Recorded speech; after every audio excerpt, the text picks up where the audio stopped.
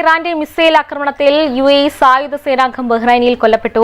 5 പേർക്ക് പരിക്കേറ്റെന്ന് UAE പ്രതിരോധ മന്ത്രാലയം അറിയിച്ചു. അതേസമയം കുവൈത്തിൽ മിസൈൽ ഡ്രോൺ അവശിഷ്ടങ്ങൾ വീണ വൈദ്യുതി വിതരണം ഭാഗികമായി തടസ്സപ്പെട്ടു. ബഹ്റൈനിലെ പ്രധാന കേന്ദ്രത്തിലുണ്ടായ തീപിടുത്തം ആശങ്ക പരത്തി. ദുബായ് ബ്യൂറോയുടെ റിപ്പോർട്ട്. ഇറാന്റെ മിസൈൽ ആക്രമണത്തിൽ UAEയുടെ സായുധ സേനാംഗമാണ് ബഹ്റൈനിൽ കൊല്ലപ്പെട്ടത്. സംഭവത്തിൽ 5 പേർക്ക് പരിക്കേറ്റു.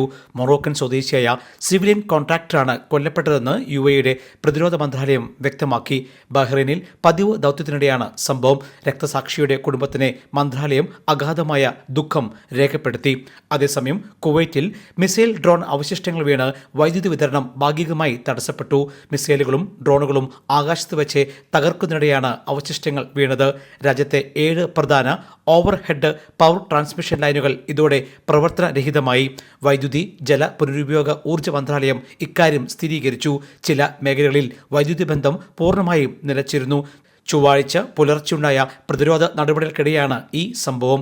അതിനിടെ ബഹ്റൈനിലെ പ്രധാന കേന്ദ്രത്തിലുണ്ടായ തീപിടുത്തം ആശങ്ക പരത്തി. ഇറാൻ തൊടുത്തുവിട്ട മിസൈലുകൾ ലക്ഷ്യസ്ഥാനത്ത് പതിച്ചതിന് പിന്നാലെയാണ് തീപിടുത്തം ഉണ്ടായതെന്ന് ഔദ്യോഗിക വൃത്തങ്ങൾ സ്ഥിരീകരിച്ചു. മേഖലയിൽ നിലനിൽക്കുന്ന സംഘർഷാവസ്ഥയ്ക്കിടെയുണ്ടായ ഈ സംഭവം ഗൾഫ് രാജ്യങ്ങളിൽ അതീവ ജാഗ്രതയ്ക്ക് കാരണമായി. അഗ്നിശമന സേനാംഗങ്ങൾ മണിക്കൂറുകൾ നീണ്ട പരിശ്രമത്തൊടുവിലാണ് തീ നിയന്ത്രണ വിധേയമാക്കിയത്.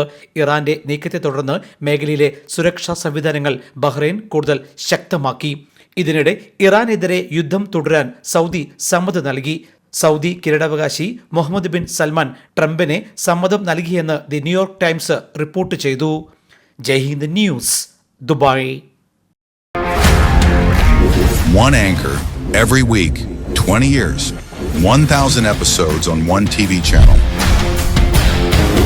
Middle East This Week, an Elvis Chumar TV show.